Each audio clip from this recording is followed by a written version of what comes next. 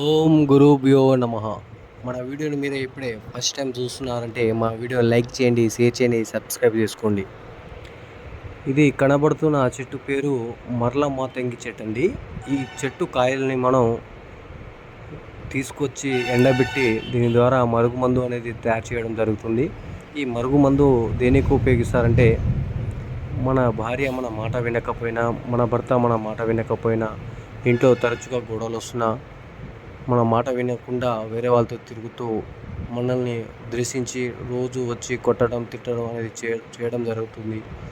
వాళ్ళకి ఇది ఒక్కసారి పెడితే మీరు చెప్పినట్టు చెప్పు చేతిలో ఉంటారండి.